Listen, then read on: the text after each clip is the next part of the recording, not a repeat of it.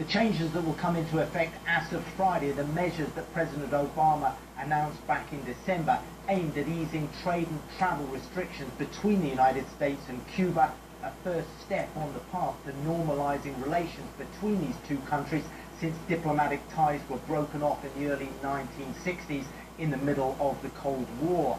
Now, I think that the two measures that perhaps both American citizens and also Cubans will most notice is first, the easing of travel restrictions for American visitors. There are 12 categories, including religious, humanitarian, sports and family visits, that now people coming from the United States will not have to obtain a special license from the American government. They can do what is called so-called self-licensing. Now, the Cuban government believes that that could open the door to an additional 1 million American visitors per year, added to the 3 million international visitors that already visit Cuba on an annual basis. That, of course, as many critics, especially those among the U.S. Republican Party, suggest, could put a lot more U.S. dollars in the hands of the Cuban government, but at the same time it could put a lot of dollars into the hands of individuals who work in the tourist industry. We're talking about the waiters, the chambermaids, the people who run the private restaurants, or even just ordinary Cubans who hustle there down on the streets of Havana selling souvenirs. I think the other area where we're also going to see a change as far as the Cubans is concerned is the decision by the Obama administration to allow a fourfold increase in remittances from Americans to families and relatives based here in Cuba. Now, as we know, President Obama, in his speech back in December, said that his hope was that a lot of that increase in remittances could be used to finance the growth of private businesses here in Cuba. And as that happens, that will undoubtedly exacerbate what is already appearing here, and that is economic class divisions. Essentially, the haves who have some kind of access to US dollars, be it because they work in the tourist industry or because they work in the private sector, and also on the flip side of that, the have-nots, those who are still earning very meager wages in the state sector.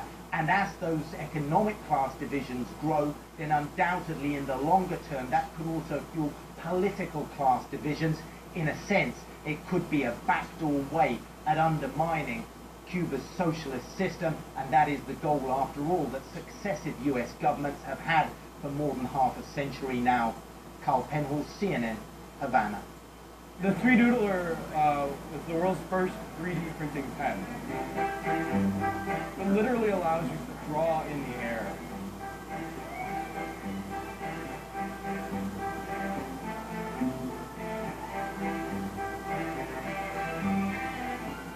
It kind of got invented by accident when our 3D printer made a mistake. It missed a layer in its print process. And my partner turned to me and said, "That's really annoying. I wish you could just take the nozzle off of the 3D printer and fill in that missing space." And we both kind of smacked our heads and said, "Oh my God, you can do that." We launched on Kickstarter in February 2012. We were trying to raise $30,000. We ended up raising $2.3 million. We never envisioned the applications that have come to life. People have done things like make presses, they've made shirts. After we launched the Kickstarter, we were contacted by the visually impaired community. They wanted to use the 3Doodler for writing Braille. We told them that we didn't think it was possible and that they were probably not going to like the results. But they immediately picked up the pen and showed us that we were wrong. Not only are they using it for writing Braille, they're using it for raised line graphing, for math classes, and they're using it to write standard letters, since they can feel the letters on the paper. We just launched our new version of the 3Doodler 2.0.